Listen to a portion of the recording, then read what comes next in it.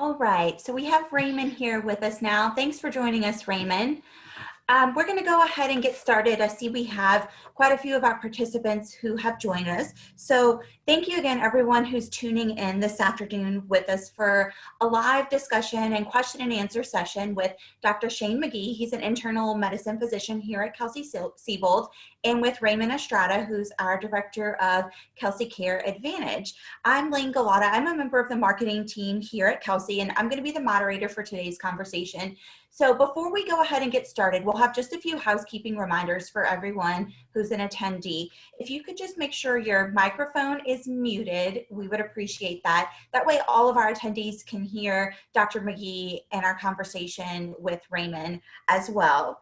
We do encourage you all to ask questions. So if you have any questions, please submit it through the question and answer button that you see at the bottom of your screen in the Zoom window. We'll go ahead and be fielding questions from there. If you have any other questions, please feel free to reach out to us. You can also find more information about coronavirus and COVID-19 on our website at Kelsey-Seybold.com. And as always, if you have any questions, please feel free to reach out to your physician directly if your questions aren't answered today. So we started talking out about coronavirus a little bit. So Dr. Magee, can you tell us what are the known symptoms as of coronavirus? We know they've changed a little bit over the past few weeks. Yeah, well, so the common symptoms are still the most common ones. So the respiratory symptoms, still most common. Fever, still most common. Fever is probably the most common symptom. What's odd about the fever is it may not be first, but it certainly comes later if it doesn't come early. So fever is very common. Respiratory, particularly lower respiratory symptoms. So we have like a head cold. That can happen in coronavirus. We're really worried about the deeper kind of chest in your lungs type of cold, where it's a cough, coughing up junk, or maybe it's just a dry cough. These are probably the most common symptoms, along with shortness of breath. You know, we're getting a lot of air about diarrhea and abdominal pain. That happens not very often, probably in 5 to 10% of people, but it does certainly happen and may be worse for you if you have it.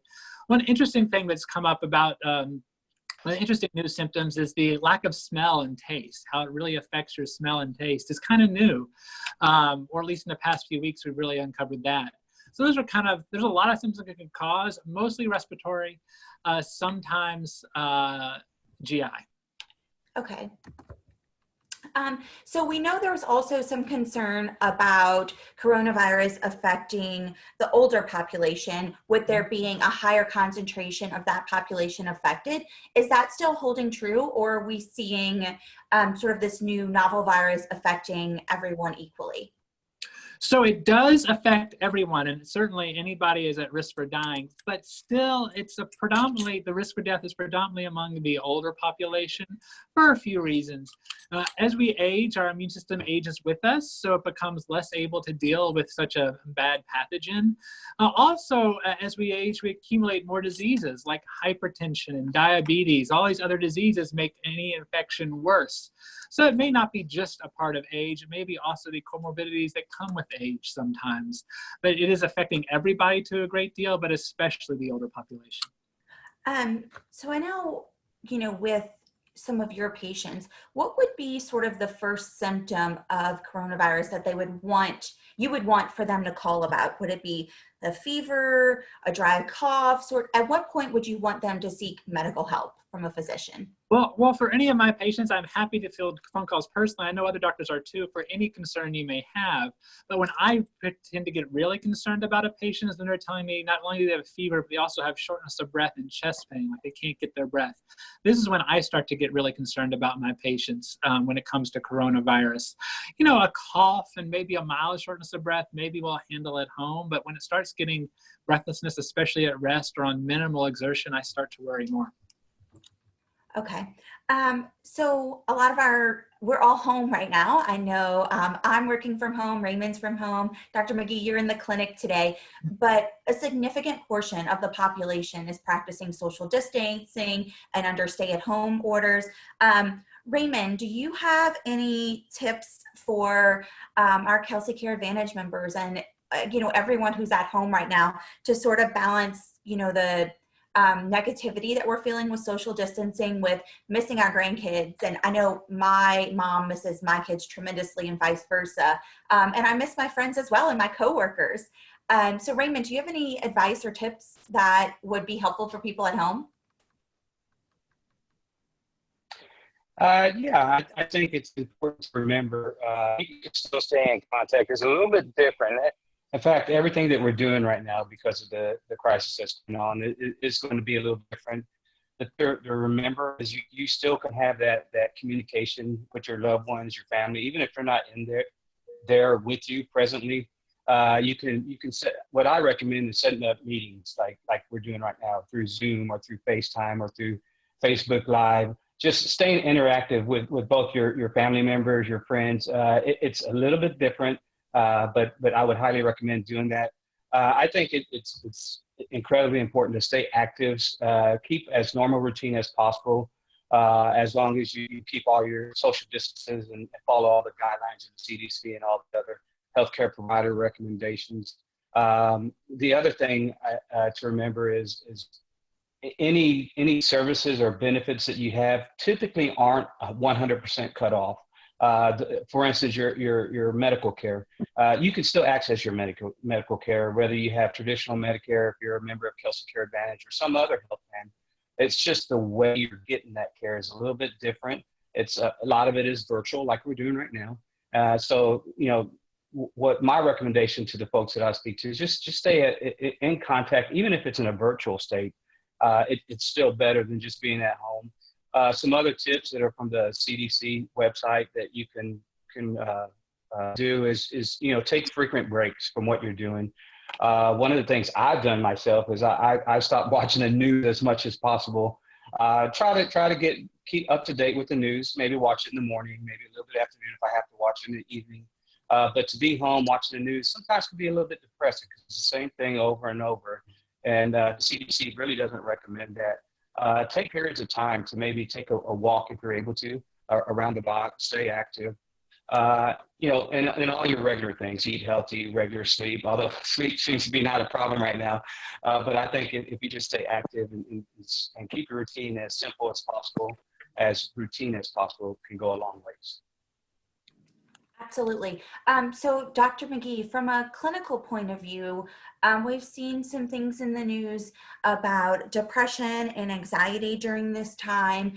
Do you have any advice or tips for your patients to sort of combat that, or anything they should be aware of or they should call you if they have concerns about?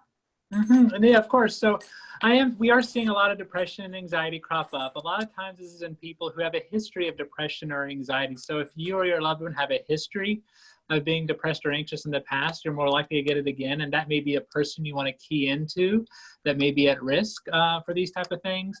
The isolation is a big problem when it comes to depression and anxiety. As important as it is for us to do as a population, it does take a toll on us individually.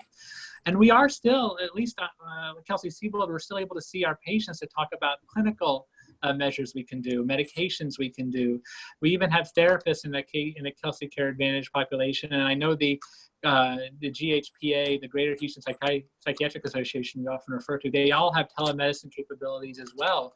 So whether you need to see your primary care internist or you need to see a psychiatrist, there are resources out there for us to get in touch with therapists, even to have Zoom meetings with therapists, with doctors for medication management. There are options. Even in the short term, medication can be useful as long as we know it's there. But sometimes just having that contact with someone outside of your home, whether it be your doctor or therapist, sometimes just that contact even helps. So Raymond, what about specifically for Kelsey-Care Advantage members? Do we have anything that we can assist those members with at this time? Sure. I think with regards to staying active, as a member of Kelsey-Care Advantage, you do have the Silver Sneakers, which is an extra benefit that we provide, which is your fitness benefit. I know the gyms are closed right now, but the Silver Sneakers continues on with a lot of virtual classes, and it's really taken storm. I actually went online this morning to the YMCA, which is one of the facilities that you can go through Silver Sneakers, and when I clicked on, it was about 9:30, they actually had a Zumba class. So there are different classes for all age groups, all levels. And as a member of Kelsey Care Advantage, it's part of your benefit. There is no charge for it. So you can engage in activities like that. If you're not a Kelsey Care Advantage member, I also access the YMCA, not through Silver Sneakers, but just going through the YMCA website. And so I was able to enter the class virtually as well, and I'm not even a YMCA member. So there are entities out there that can keep you active and keep you engaged. That way you're not so isolated. You can have that human contact virtually and still stay active as much as possible. Also, if you're one of my favorite resources is, and this really isn't a Kelsey Care Advantage benefit, but I always recommend when I talk to folks, seniors, is that each county has an area agency on aging. In Harris County, it's a Houston area agency on aging. Fort Bend will have their own, Montgomery County, Galveston County. So I wouldn't say every county has, but most counties have the area agency on aging. It is a free resource. It's taxpayer. They provide services on grants. And so they have a lot of different programs that they can offer you, everything from medical to mental health through meal programs, and they can help you get that care. Again, it's free, and I would highly recommend if you're lacking or need direction on which way to go, that would be one of the first places that I would start with. Perfect. And Dr. Magee, we have some questions actually that are coming in from some of our participants with regarding testing. So one of the questions is, the City of Houston is now offering free testing, and should you be tested if you don't have any symptoms? So that's a complicated answer. Some people should probably be tested if they don't have any symptoms, particularly about people who are high risk of getting it. With any test we have, in any test, COVID or whatever, any test we have, there's going to be a certain percentage of false positive results. So if you're at really low risk of getting the virus, your chances of a positive result being real are very small. So while the City of Houston especially is starting to offer testing to anybody, asymptomatic people even, it's really most useful in people who are at high risk for having had the infection. So who are these people? The healthcare workers are at high risk. First responders are at high risk because we're exposed to a lot of different people. We are high risk of getting the infection, and moreover, we're at high risk for spreading the infection. For someone who's been safely tucked away at home, has not seen a lot of people, they're probably pretty low risk for having gotten the infection. So if they get a test, they may have a quote false positive, which becomes harder to interpret. So that's why it's a complicated question. We certainly, the City of Houston can certainly test for asymptomatic people, but not every asymptomatic person should be tested. And then we have some other questions coming in about testing as well, regarding antibodies in patients who were positive. Are there any new updates regarding the treatment of COVID-19 using antibodies from those who have been infected? Yeah, so we're starting to use convalescent serum. That's the technical term for this, antibodies from people who have been infected to treat other people. It's promising because it's worked in other diseases. We're rolling out clinical trials across the United States, including in the City of Houston. I think the medical center is working on a trial or two for that. And if you think you think you've had it and you're recovered, we can put you in touch with people to get the ball rolling for these clinical trials. It's not for everybody yet because there's a lot of issues when you take antibodies from one person put another person. There's a lot of risks associated with that. So we can't quite do that for everybody, but we are certainly studying and trying to do clinical trials. We're not even sure with this virus is if you develop an antibody, how protective it really is for you. There's a lot we don't know right now. We're basing our knowledge on previous diseases. So in theory, the antibodies should be very useful. So we have tons of questions coming in, which is awesome. We have quite a few about visiting, returning back to work, and sort of what happens when our social distancing guidelines and recommendations are relaxed. When would it be safe to visit someone who would be considered high risk for coronavirus once our social distancing recommendations start to relax? Yeah, these are good questions. They're hard questions. We don't quite know how we're going to relax as a society, how we're going to relax the restrictions. We haven't done that in the United States yet, of course. I know in other countries, they've started saying, go back to school first and then business, kind of in a staged format. So we don't really know how we're going to do it right now. But as far as being around loved ones who are at high risk,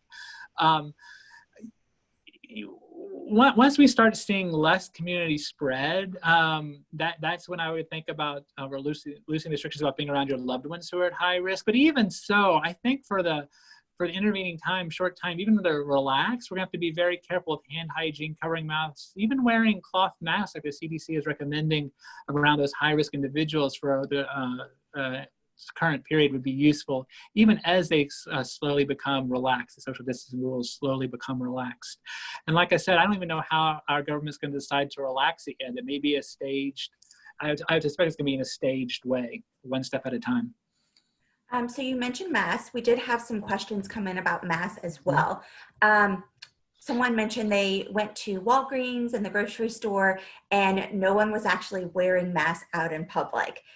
Should our older population be wearing masks? And frankly, should everyone be wearing masks when going out in public at this point? Yeah, so I would strongly recommend consider wearing a mask when you go out in public. People who are at risk should be wearing a mask, but you also think about children under 2 who are at risk for spreading it to other people. They should also probably be wearing a mask. If you can get your 2-year-old to wear a mask, I'll be impressed. But it just goes to show that a lot of people really should be wearing masks at this point in time. I know it's not a, when you look at other countries, the societies have done pretty well with coronavirus. There's no social stigma to wearing a mask, which is kind of an odd thing here for us to be wearing masks. And so yes, I do think we should be wearing masks right now, especially if we're going to be in close contact with other people. And then, Raymond, we have some questions about joining Silver Sneakers that have been coming up. Can you tell us a little bit about how Kelsey Care Advantage members can join that program? Sure. Really, there's there's nothing they need to do. It's included as part of their benefit. As a member of Kelsey Care Advantage, they already have access and are a member of Silver Sneakers, whether they know it or not. In the world before COVID, they would simply go to the gym, let them know they were a Kelsey Care Advantage member or a Silver Sneakers member, and they would be able to pull them up. Now it works in a similar fashion. If you were going to log on to a virtual class or offer a instructor taught class from one of the gyms, you would just supply some very, very simple basic information that will tie each member, and all your classes would be free. Silver Sneakers is a pretty popular fitness program. Not everyone has Silver Sneakers, but there are other times, so even if you're not a Kelsey Advantage member, maybe you're a member of another thing, you might want to call them, ask if they have a fitness benefit and if they are a participant of Silver Sneakers. But it really is a very simple process to begin your services with Silver Sneakers. You don't need an ID card. You don't have anything that identifies you as a Silver Sneaker member other than you're a member of Kelsey Care Advantage. Our systems talk to each other securely to make sure they can track you down as a Kelsey Care Advantage member. Great, thank you. So we do have a few more questions that keep coming in. Dr. Magee, we have some questions about scheduling appointments at Kelsey with primary care providers and follow-up appointments. Do you have any tips for patients who may be nervous about scheduling an appointment right now? Is there anything special we're doing at Kelsey to take precautions to protect our patients, physicians, and staff from spreading coronavirus? Yes, so with a caveat that what I say today is accurate today, this change has been changing fairly rapidly. So currently what we're doing is for almost all of our patients, we're doing a virtual visit first, whether that's a phone visit or a video visit. We're doing these things, a virtual health visit first for all of our patients. And even the subspecialties are doing that too, partly to screen to make sure you're not at risk for spreading it around to people if you were to come in clinic, and partly because we can handle a lot of things just by talking. And then for people who still need to come in, we are allowing patients to come in to see us by appointment only. We are not taking any walk-ins right now, so by appointment only. And after a virtual visit. And then this varies a little bit by clinic site, but each clinic site is going to have a designated set of doctors in primary care who are going to be seeing patients. So for instance, while I'm in clinic, I am not seeing any scheduled patients in clinic right now. All my patients are virtual visits. I have colleagues who are seeing patients in clinic, and we swap that responsibility around. This is both, so we don't get it, but so if we don't get it, we don't spread it to other people, because a lot of doctors are working in clinic and in the hospital. So it is still possible to see your doctor. There are more hoops to jump through than usual, unfortunately. And certainly urgent visits, we're still able to do urgent and emergent procedures as well at Kelsey-Seybold. We just cannot do any elective procedures. So in terms of screening, if someone did need to come into the clinic, would they need to be screened before they're allowed in for a physical visit versus a virtual visit?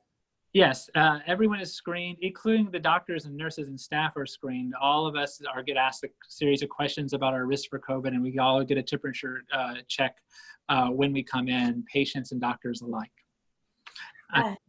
We're getting a lot of questions about these virtual visits. So someone said they're anxious about having a virtual visit because they feel like the face-to-face time and in-person is important. What should they know about having a virtual visit with their doctor? So I agree. I love the face-to-face time. It's very important. And there is something lacking from a virtual visit. But what I will tell you about a virtual visit, if 80% of what we do in internal medicine, at least, is just to talk communication with the patient. So generally, if you're comfortable talking to your doctor in person, you're probably going to be comfortable talking with your doctor via video. And there still allows a lot of communication. Of course, the physical exam, the lung exam, the heart exam, these things we can't really do. There's a lot of information to be had just from a face-to-face encounter.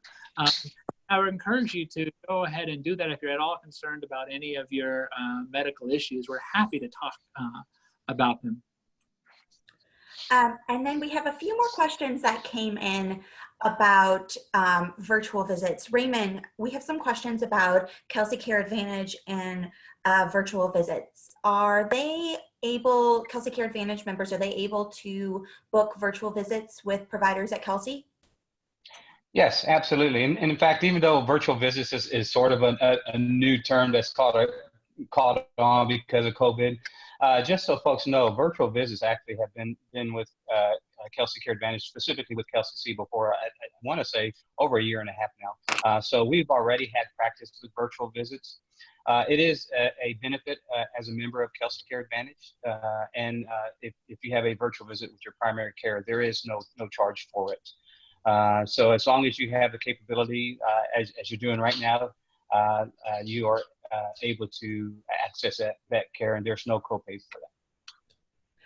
And we do have, for all of you who are tuning in today, we do have another CareConnect chat coming up on Friday with Dr. Aga from Kelsey-Seybold. He sort of spearheads our virtual health at Kelsey-Seybold. So we're going to be having a live Q&A with him about virtual health. So if you have more specific questions about virtual health, you can go ahead and sign up for that CareConnect convo on Friday. And I know on our homepage at Kelsey-Seybold.com, we also have lots more information about virtual health with step-by-step instructions and videos to help you walk you through that process. So we're going to start wrapping up, but I know we have a few more questions that have come in. You'll have some great questions you're submitting today. I've seen a few come in, Dr. Magee, that would be for you, asking about a vaccine for COVID-19 and whether or not we think COVID-19 will be seasonal like the flu. So there are some vaccines in development and some in clinical trials. We've been able to study viruses like COVID-19 in the past with the MERS and the original SARS and the like. So we've been kind of slowly developing vaccines in years past. And of course, now it's much, much more rapid.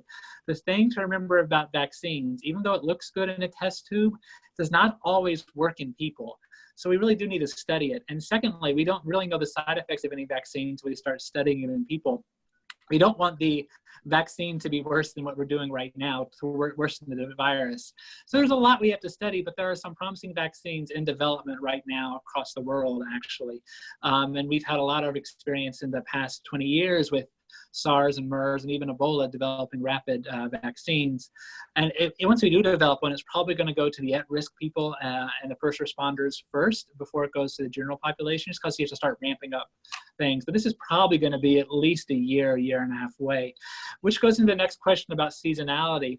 It is hard to tell if it's truly going to be seasonal or not. If it mirrors other coronaviruses, remember that there are other coronaviruses we see in the human population that aren't this bad. So if it mirrors other coronaviruses, there will be some seasonality to it. We don't yet know how effective your immune response will be. Perhaps you get it once, you never get it again.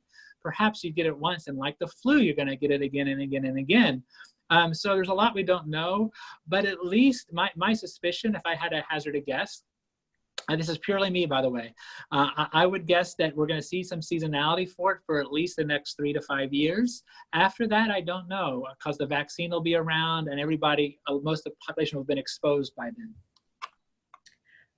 And then we have one more question that came in. I know we're getting close to wrapping up, but I thought this was a very interesting question and I'd like to know the answer myself as well. So, perishable groceries. When you go grocery shopping and you're purchasing fruits or vegetables, should those be handled or cleaned differently than would, say, if you bought a filet or a ribeye or something that's packaged? Yeah. So in general, proper grocery perishable handling is to wash them anyway. And, depending upon the type of perishable, you wash it differently, whether you soak it or scrub it or whatever. I don't generally recommend using any products to clean it, rather just warm water and maybe brush it off, scrub it off, like an apple, for instance. The products, if you don't do it right, they can be hazardous to your health as well. I know everyone sees in the news that this virus lives on like cardboard for a certain period of time, or metal or plastic for a certain period of time. Lives is probably a strong word. We're able to detect the viral DNA and RNA. Whether it's truly alive and able to infect you, I don't know. I want you to be careful, is the bottom line. And so wash your fruits and vegetables. But even if you wait, even though we may be able to detect it for 3 days on a piece of plastic, it may only be likely to cause an infection for half that time or 12 hours. So even if you buy the produce and you let it sit in one place for a day or so, that's going to help a lot of the virus just disappear.